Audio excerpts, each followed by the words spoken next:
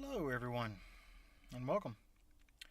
So today I'm getting a little bit of a late start and don't have very much time to do whatever I need to do. But I wanted to try to tackle a few things and also let you hear the engine, hear the car with the exhaust and show you how they did what they did. Um, it's different, but it'll work for now. Um, One of the problems that I ran into, as you saw in the last video, was the brake caliper, the front left one, froze. But after I let the pressure off, I drove it home last night and it was fine. Um, Granted, I didn't get hard on the brakes or anything like that, but still, it did fine. So I'm still going to double check all the brakes and everything, but I'm not going to do that today. One thing I wanted to tackle today was the shifter linkage, and I'm going to show you exactly what's going on. Okay, so this is the shift linkage, and yes, I know I need to clean it up some, but that is part of the process. So I can go into gear just fine, but I cannot hit first and second. I can hit fifth and reverse though. Well, yeah, reverse. But I cannot hit first and second. So to get it home last night, what I did is I actually undid this clip, which is probably buried down there. No, never mind. Here it is over here in the seat. But I just undid that, and I had to manually push it over and go into first. So I did that to get it home, and it did fine. But after looking at this, I got thinking, this one has an adjuster. See if we can get a better shot of that. Yeah, see, it has an adjuster on it, and yes, I've loosened that up because I'm trying to pull it back a little bit, but it still won't go in far enough. So I'm probably going to end up either replacing that with a shorter one, or just getting just cutting part of that bolt off and running it in further, because that's way too far up. Now, what I want to do is this. I want to add an adjuster to this. This is a 6mm rod, and I think that if I just cut it and thread it on both sides, I'll have to probably do it behind here because there's a little ridge right there. So I'm going to try to cut this and add an adjuster to where I can extend it out. That will keep me from having to replace the whole cable. Now, if I do take it out and set it like that, then it reaches just fine. See if I can get that in frame. It reaches just fine, but then I still have to figure out how to get this. I guess I could do what everybody's going to say is, oh, you could just zip tie that. Well, I probably could, but would I feel safe with that? Probably not. So anyway, yeah, I've got to do that, and that's the main thing that I want to try to tackle today. So I'm going to go ahead and try to get that done, and I don't know if I'm going to get it done today or not. The rest of the stuff I want to do, but I want to go ahead and clean the car because it's been sitting for a while and it hasn't had a proper bath. The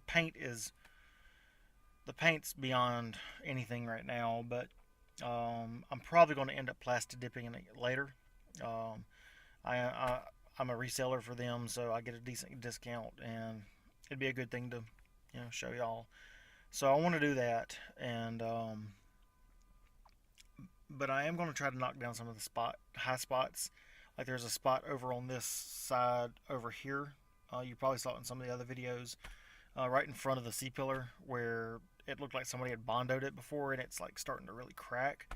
So I'm probably going to knock it down and refinish it. But I'm not worried about that too much right now. The main thing is I want to get this thing in drivable condition. Paint is not necessary. So I'm going to try to do this shifter today, and then the next day or two I want to get the O2 sensor in there. I was looking at it, the plug is different on the harness from what I have in my O2 sensor. I talked to Doug about that, and he So there's really only two styles, so pretty much I can just go to the pull apart or whatever and snip one off of a Camry or something like that, and it should be fine. Then just wire it up and I'm good. So I need to do that. I need to double check the brakes, of course. I did get. I want to make sure that the radiator fans are cutting on, because the engine bay fan I have not seen cut on at all yet, and it does not have the sensor plugged in, so it should be cutting on whenever I turn the key on, but it doesn't. So I don't know. I got to figure that out. Make sure that all that's going to work right and that it's not going to overheat, because last thing I need to do is have all this work put in this thing and then have the engine overheat, and then I have to toss it and start over again.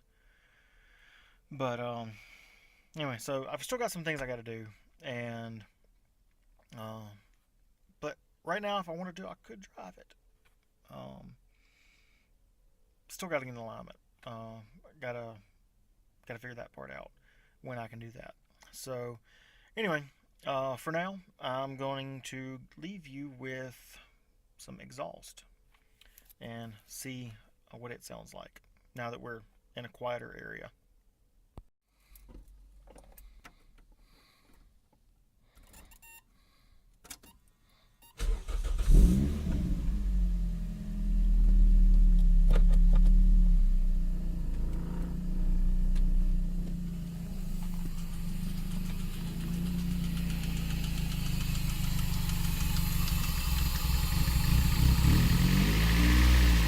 See, it's not too loud. And you see how they just cut the flange off and put a turn down and then welded the new flange onto it.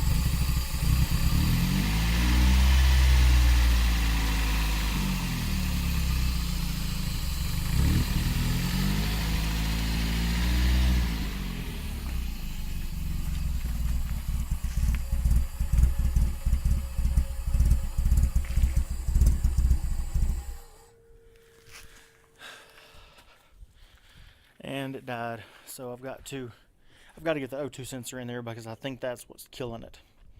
So that will be the next thing that I work on besides the shifter.